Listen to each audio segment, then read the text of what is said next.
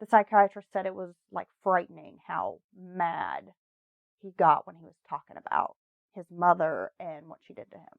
Well, yeah, there's a lot to unpack there. Huh. Damn. He spent time on the streets, relying on drugs and alcohol to escape from the problems he faced at home. In 1974, at the age of 17, David enlisted in the Marine Corps. He completed boot camp, but went AWOL when he was told he was not going to deploy overseas to fight in Vietnam. So he wanted to go. He wanted to go into combat, and this is the time when, the war was dwindling and they were bringing troops home. Right. He got upset about that and left the Marine Corps. Yeah, he probably wanted to go on the front line. He probably didn't give a damn. You know what I mean? Because all the things he'd been through. He returned to Ohio, and there he had a girlfriend. He eventually got her pregnant, but she ultimately decided she didn't want David in the picture, that she wanted to raise his daughter without him, went on to meet someone else. So he never really had a relationship with his child. He became a vagabond of sorts. He was using drugs, drinking, and just sort of living wherever he could, kind of floating from place to place. David says during this time, he would exchange sexual favors for a place to crash often. He tried a few times to lead a normal life, but he just couldn't manage to adult. Yeah, I'd say he's probably not a functional adult. I mean, he's been through a lot. He lived in Texas for a bit. He would hold down jobs that were kind of odd jobs, being a welder, a bartender, but he just couldn't ever quite manage to keep it together and straighten up and do right. He was a functioning drug addict, functioning alcoholic, but he just could not, show up to work on time, pay rent, all the things that, the rest of us try to do. Well, I'd say having relationships with people, working, personal, just, just to be enough to be semi-functional with your landlord, things like that. He's probably not very good at that. Because as a child, he didn't learn how to, connect normally with people.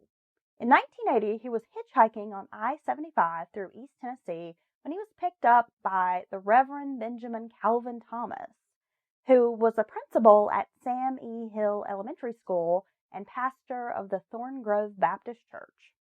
Initially, the two had a sexual relationship. What the hell? But that develops more into a father-son type of thing. Thomas is going to allow Miller to stay at his house and work as a handyman. Now, the pastor had hoped he could redeem him, show him that somebody cared about him, and maybe help David turn his life around. He thought if David just had a stable home environment, someone who could be a support system for him, that David could get a job, start working, save some money, get out on his own. It seems like this man really did want to help this guy. Right, but I've got to say, I bet he was his handyman. Hey, give me a handy, man. Well, actually, nobody? They both have said that once David moved into the house, that the sexual relationship stopped. So it evolved into more of a strong friendship. And Thomas says he really felt like he treated David like a son when David was living in the house. During this time, they kind of developed a routine. David got a job. Thomas would drop David off near downtown Knoxville on his way to work at the school. David would walk around downtown. Sometimes he would donate blood for cash, or he would go work at the bus station cafeteria, where he bussed tables, worked in the kitchen, washed dishes. But David would spend his money as fast as he earned it in pool halls, honky-tonks, and dive bars. So he's trying to kind of normalize and a little bit, I guess. And but it's just not doing a good job of it. Right. Well, here's the part where he just can't seem to adult. Like most people would work, save their money, have a goal in mind, want to do better. Upgrade. Exactly. But this guy, as soon as he gets paid, gets a little cash in hand, he's immediately at the bar, buying drinks, buying drugs. Okay. Well, that sounds like a fun time, I guess. He developed a reputation in downtown Knoxville's seedy bar scene very quickly. He was a violent drunk, always looking for a fight, People started to know his name. When they saw him coming, they were like, oh, God, not this guy. It's going to be something with It's this guy. rumored that he one time fought an entire house band in a brawl. Oh, wow. Damn. Legendary status. This guy just don't give a fuck. In 1980, he was accused of rape 2 different times. Okay, well, that's not good. In both cases, the women reported the rapes, but then refused to testify in court because they were afraid of him.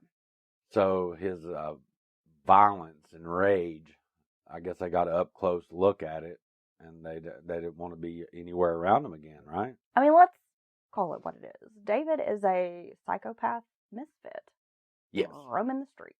Yes, he's in training, if you will. I mean, he's trying to find an outlet for this rage, and antisocial, can't have interpersonal relationships. And seems to have a real problem with women. Yeah. I mean, yeah, that's a damn checklist, and he's getting every one of them. In May of 1981, David meets Lee Standifer at the library in downtown Knoxville. So let's talk a moment about Lee Standifer. She was born May 22nd, 1957 in Charleston, West Virginia.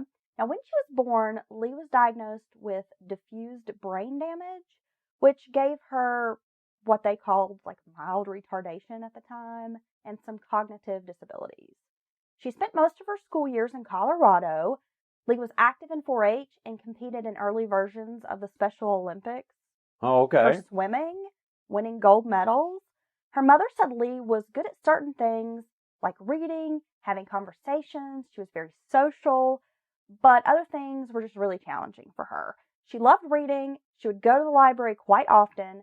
Her issues were more like comprehension-based, and she was childlike. Ah, okay. She was very naive, very trusting. She didn't understand the dangers in the world.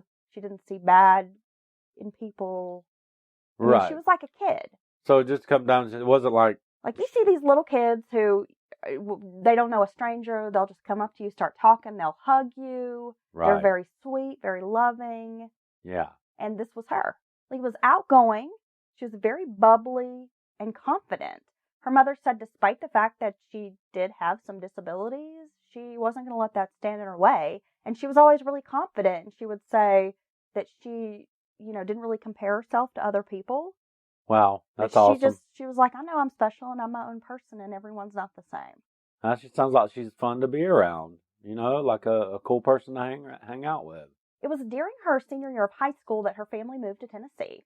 After graduating, Lee didn't go to college. She didn't drive. I mean, her options at this time were fairly limited. You've got to think about, this is back in the early 80s. Right. Didn't have a lot of the programs designed to help folks who were disabled. Well, I mean, they were still just like, well, they're a little bit retarded. I mean, you know what I mean? I mean, that we've evolved quite a bit past that now, right? Lee didn't want to live at home. She wanted to be independent. She's a young woman.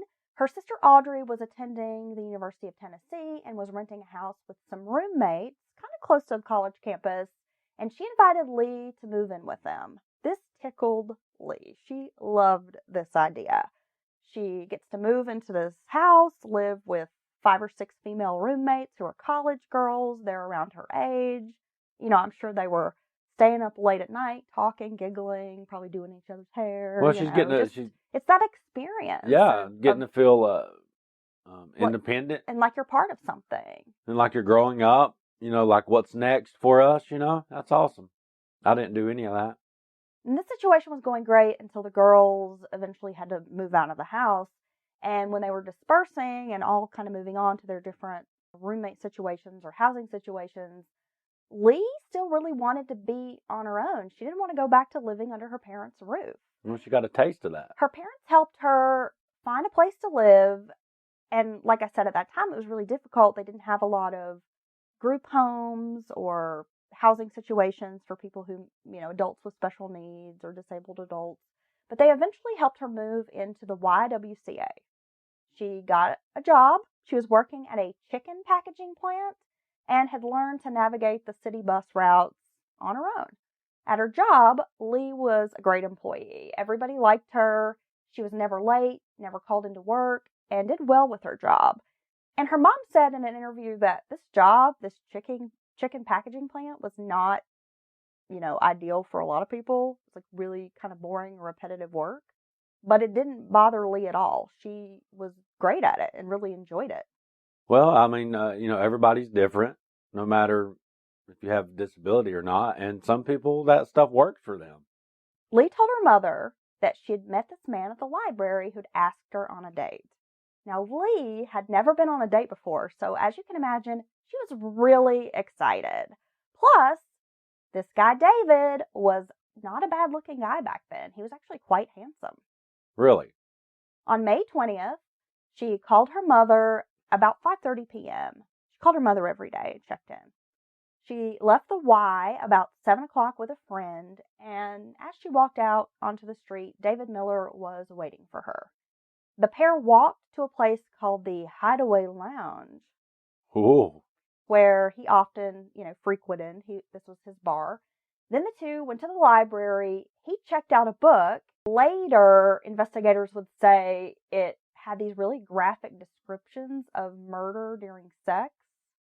Oh, God. In the book. Well, damn, what's that book called? And that, I guess, once they start digging into David's background, that he had what they called like an unnatural interest in sex. Oh, damn. And he was kind of a pervert. Oh, it's like you. What?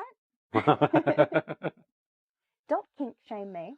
They went to the bus station, caught a taxi to Thomas's house on Wise Hills Road around 9:30 p.m. So they're having like a, just a kind of a casual date. So she's got her own place. She's working. She's handling it. This girl's adulting better than some people I know. And they get to go back to her place. She's had a nice date. She's having fun with this handsome guy. I guess she's over the moon right now, well, they right? go back to his place. Oh, his place. Belonging to the preacher man. I'm sorry. No, okay. Disregard everything I just said. Besides her killing it, she's great at adulting. She's a good person. The pastor was at a Wednesday night prayer meeting and wouldn't be back until, fairly late. And David knew they would have the house to themselves. When Thomas, the pastor, returns home from his prayer meeting, he drove into the basement garage and noticed that the concrete floor was wet. He got out of the car and saw David Miller coming down the stairs wearing jeans and no shirt. Of course, Thomas asks, "Why is the floor wet?" And David says he hosed it down because it was dirty.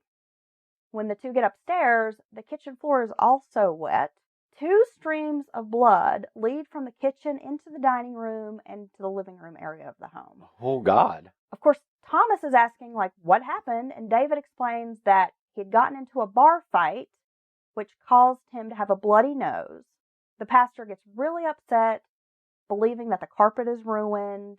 He informs David that the situation is no longer working out. You're not doing right.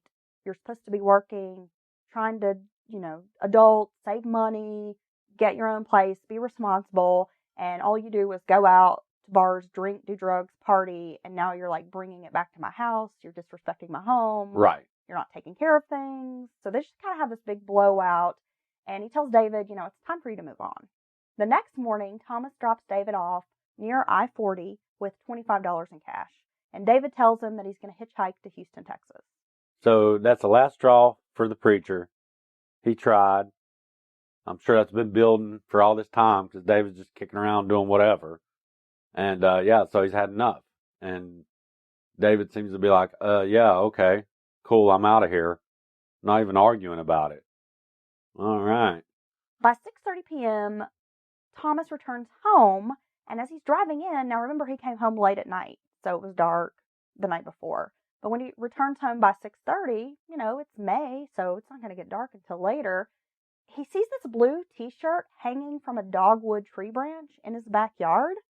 Well, that's weird. Yeah. Well, he thinks so too. So he gets out of the car, he walks over to the tree, and while he's there trying to figure out why somebody hung a t-shirt in a tree, he sees the nude body of a young woman lying about 100 feet from his house. And it's lying in this sort of unkept thicket of tall grass that hasn't really been cut. Oh, my Kind God. of on the side of the yard. Not a place that they really hang out or anything. Right. So it's obvious that somebody's tried to kind of hide her there. Well, mildly hot, barely hotter, but just, a little bit. She has a rope wrapped around her face, neck, kind of around her head and hands, and she's covered in dry blood.